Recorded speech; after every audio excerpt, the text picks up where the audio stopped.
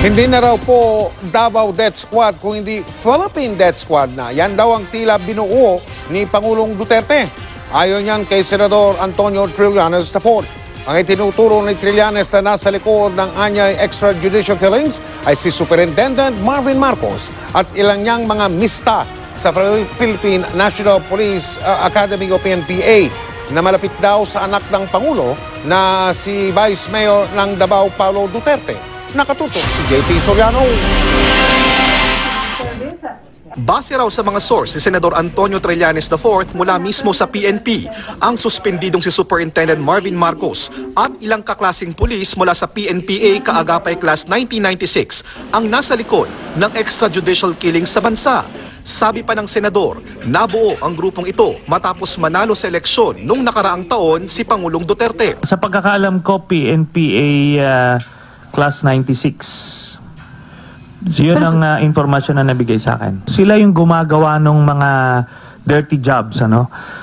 Na yung leadership ng PNP is forced to look the other way. Walang pinangalanan si Trillanes bukod sa isang Superintendent Edelberto Leonardo na mula sa PNPA Class 1996 nakasama sa kasong isinampa ni na Edgar Matobato at Trillanes sa International Criminal Court o ICC sa reklamong crimes against humanity kaugnay ng anti-drug campaign ng Duterte government. Sa pinamigay ni Trillanes sa dokumento na anya ay galing sa loob ng PNP, isa sa binanggit si Leonardo na siya umanong kumamada ng war on drugs ng Duterte government. Sabi pa ni Trillanes kasama raw sa mandato ng grupong ito ang reward system. Meron silang graduation kung magkano yung yung bounty Magkano yung reward.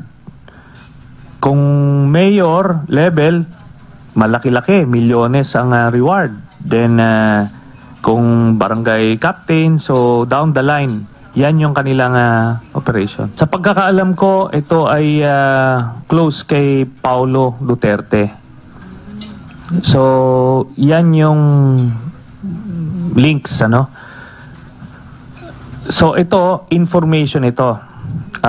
Based dun sa sources ng information, hindi lang to isa. Sources ng information.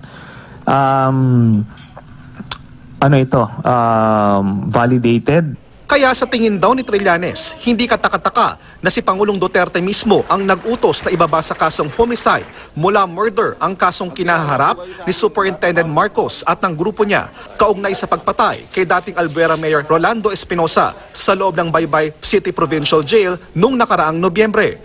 Walang sinabi o pinakitang ebidensya si Trillanes pero inamin naman daw na noon ni Duterte na siya ang nagsabi kay PNP Chief General Bato de la Rosa na i-reinstate sa pwesto si Marcos. Pero ang sabi ni Duterte noon, pina-reinstate niya si Marcos dahil iniimbestigahan niya ito. Pagka hindi nila pinakawalan yan, meron at merong magtitistigo dyan at sasabihin, teka muna, si Duterte mismo yung nag-utos sa amin. Patuloy na kinukunan ng GMA News ng pahayag si Davao City Vice Mayor Paulo Duterte. Hindi naman nagbigay ng direktang pahayag ang Malacanang sa mga alegasyon ni Trillanes. Maybe it's best to summarize Senator Trillanes with the interview that he did with BBC when he said that the senator seemed to be out of tune and not reflective of the times. Ang PNP paiimbestigahan daw ang mga sinabi ni Trillanes. Check natin, tingnan natin kung totoo ba yan. Dahil homicide ang ikinaso sa grupo ni Superintendent Marcos, pinalaya na sila.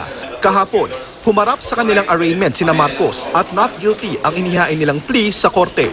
JP Soriano, nakatutok 24 oras.